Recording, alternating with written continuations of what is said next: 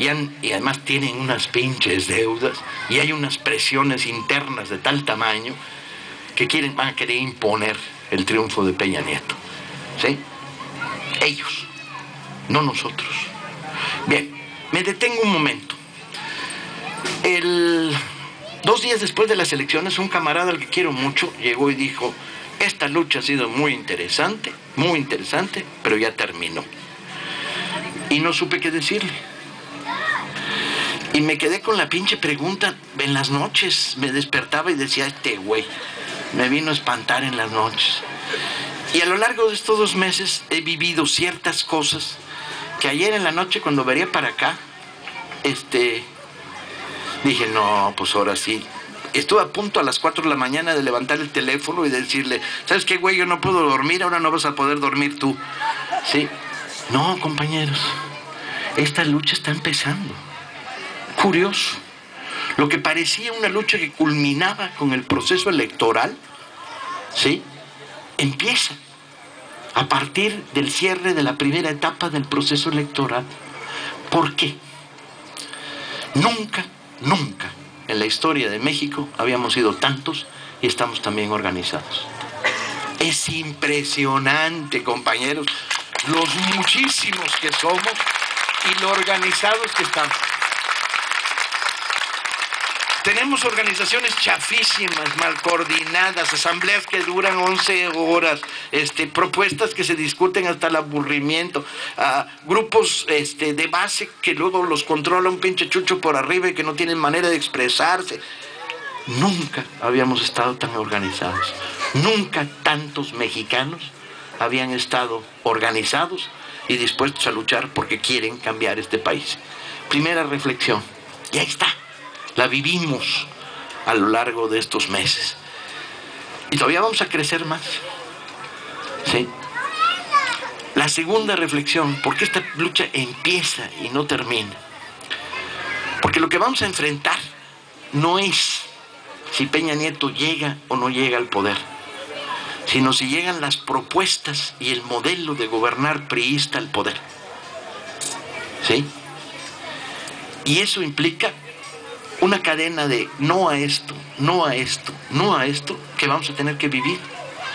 El problema no es si un analfabeta funcional como Peña Nieto llega al poder. No, el problema es que trae tomada de la mano los compromisos de la reforma educativa para destruir la educación pública en México. El problema es que trae tomado de la mano la famosa reforma estructural laboral, que implica la desaparición del pago por despido, de las vacaciones, las outsourcing. Y hay que ponerse a estudiar toda esta basura que nos viene. Implica la desaparición de Pemex y la liquidación de Comisión Federal de Electricidad. Implica la entrega descarada a las mineras canadienses y a las compañías gaseras españolas. Implica. Y entonces nos coloca en una situación de en pie de lucha frente a la propuesta gubernamental y en pie de lucha permanente. ¿Sí? Coincido plenamente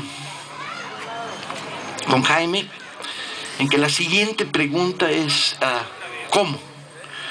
Y yo digo, bueno, hay que esperar a que maten al gato para poder reaccionar ante la muerte del gato, pero algo vamos a hacer. No nos vamos a quedar callados, no nos vamos a permitir, no lo vamos a sonreír, no lo vamos a aceptar. También depende de nuestra fuerza. El movimiento ha sufrido desgaste, o sea, ha crecido, ha consolidado, pero está desgastado. Son muchos pinches meses de lucha política y mucha sensación de vale madres, de todas maneras nos van a transar, ya ven cómo nos chingaron. ¿Saben la diferencia entre un optimista y un pesimista? Es bien importante que la sepan, compañeros, porque hay que adoptar rápidamente la visión optimista de la historia.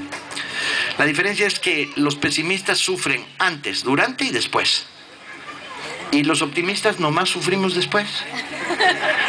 Por razones de comodidad, compañeros, hay que adoptar el pesimismo. No, hay que adoptar el optimismo en la vida.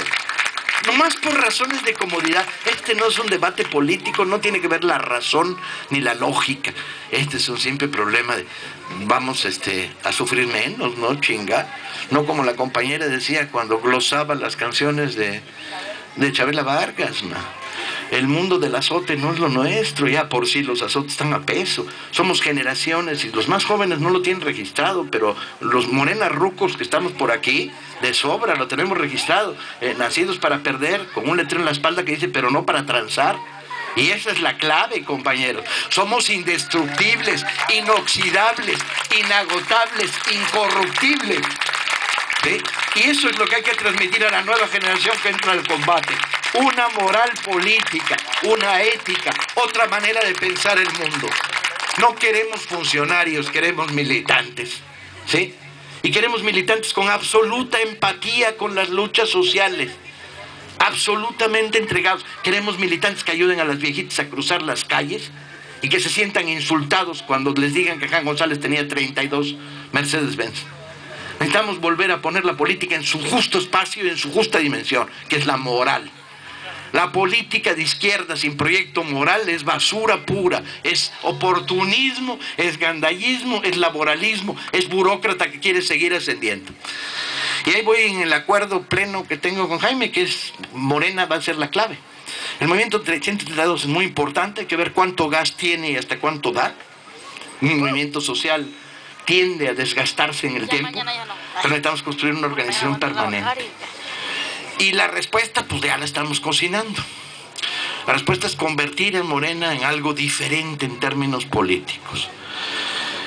¿Y qué es lo diferente? Una organización con un código ético, una organización donde no hay dinero, una organización donde se milita por placer y por convicción y no por lana, una organización sin burocracia, una organización sin funcionarios y una organización asamblearia. Alguien preguntaba, Jaime, con justa razón, ¿cómo vamos a impedir que los chuchos se suban al burro? Pues muy sencillo, si construimos Morena como una organización asamblearia, yo quiero ver qué pinche asamblea elige un chucho.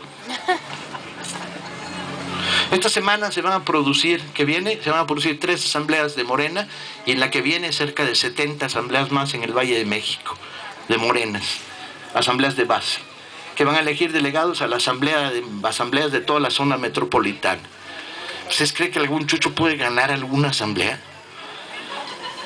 Y si puede ganar una, ¿cuántas de las 70 puede ganar? ¿Una? ¿Dos? Si lo que caracteriza la burocracia de los partidos que se ha estado desplomando es que perdió su base social. No tiene trabajo de base social, tiene aparato y burocracia y relaciones corporativas. Los partidos van a ir por otro lado, los partidos van a unificarse en un solo partido para construir una propuesta electoralista de futuro hacia la candidatura de Ebrard. Y van a dejar colgando de la brocha a Andrés, hombre. Esto se ve venir. Una parte de los partidos, la parte más decente que la hay, pues va a seguir apoyando a Andrés y va a seguir jalando, y vamos a tener que tender un puente con ellos para no perderlos y no sectarizar la relación, así como que evidentemente Morena tiene la misión urgente de mantener el puente que se ha tendido con el 132 y mantener el puente con el movimiento electricista, que ese ya lo tenemos desde que nació Morena. Tengo que decirles que hemos marchado con el 132, Morena Cultura, estuvimos también en Televisa, no solo los electricistas, etcétera, como comentaba el compañero. Más allá de esta experiencia, tenemos que construir un movimiento asambleario y discutir una y otra vez cuál es la experiencia de la vida de los partidos de izquierda nacidos a raíz del auge cardenista de las elecciones 88 y por qué se pervirtieron. Y la respuesta inicial es muy clara. Tenemos que crear un movimiento político cuyo centro sea el movimiento y no lo electoral. Que actúe o no en determinados momentos en elecciones, ese es otro problema. Pero su centro no puede ser lo electoral. No puede ser un movimiento construido por distritos con organización preelectoralista. Tiene que construirse sobre organización ciudadana. Grupos de afinidad, grupos de fábrica, grupos de escuela, grupos de zona o de barrio, y todas las formas que se quiera dar la gente. El cineclub, órale. El círculo de estudios, órale. El club de lectura, órale. La cooperativa de pescadores, órale. ¿Sí?